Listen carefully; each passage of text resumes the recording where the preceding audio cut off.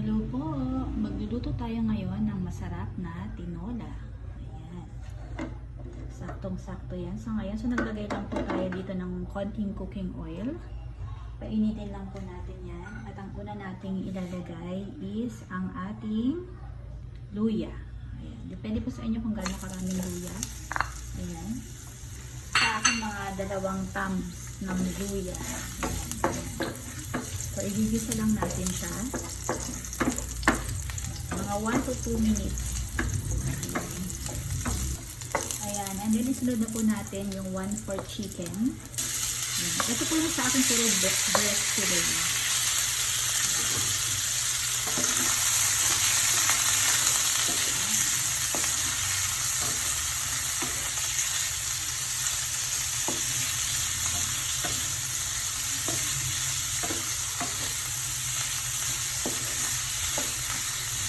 Yung iba po, pwede rin, kung gusto mo nyo po, pwede rin lagyan ng atay, yung atay ng manok. Masarap din po yun. At, yan. Itiin lang natin yung meat. Then, lagay natin yung ating cubes. Cubes. 2 cubes po yung ilagay ko. Chicken cubes.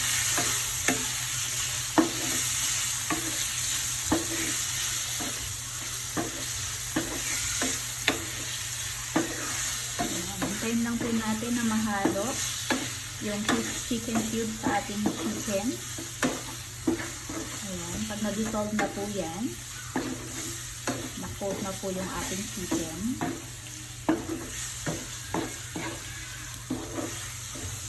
Ayan.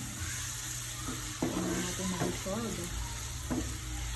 Ayan. Pag na-dissolve na po yung ating cube, ayan.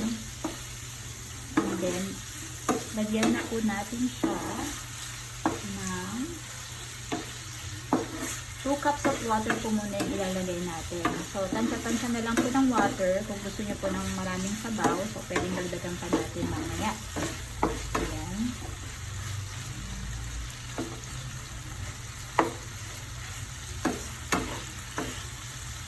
Ayan. So, add na natin yung ating 2 cups of water. Ayan, 2 cups of water.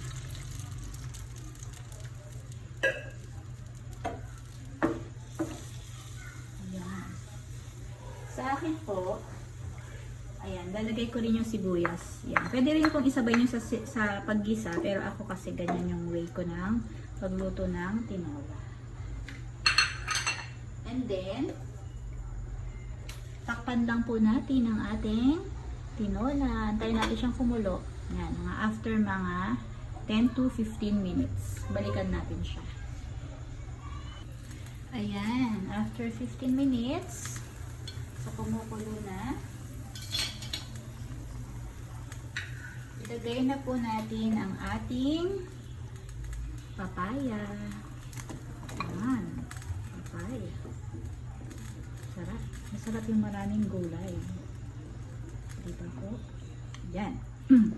So, yung ating papaya.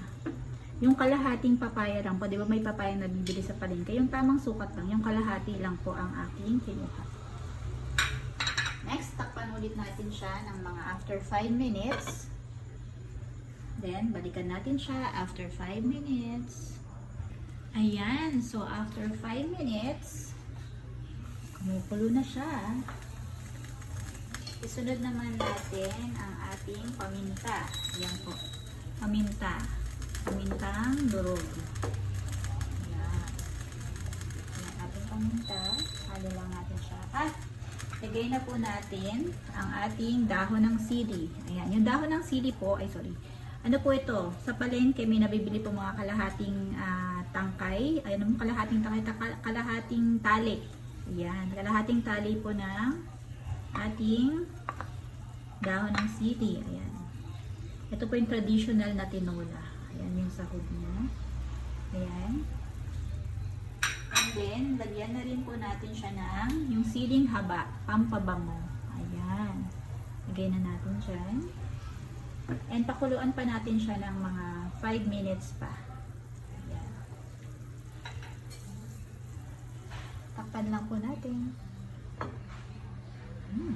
Ang bango ng amoy.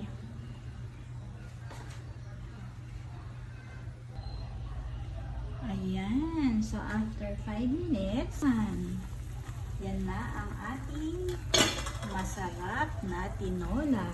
Ayan. So, tikman na natin ang ating traditional tinola. Sarap. Diba? Ang bango. Naku, naamoy nyo lang ang bango po ng ating tinola. Sarap ng sabaw. Masarap to mga moms at mga paps kapag lalo na kapag kayong tag-ulan. Yan. So, tikman natin ha. Tikman natin.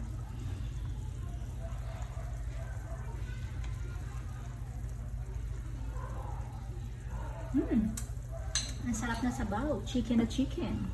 Ayan. So, mga moms at mga paps, subukan nyo na rin itong ating tinola recipe at siguradong mag-i-enjoy ang buong family. So, salamat sa panonood. Thank you for watching.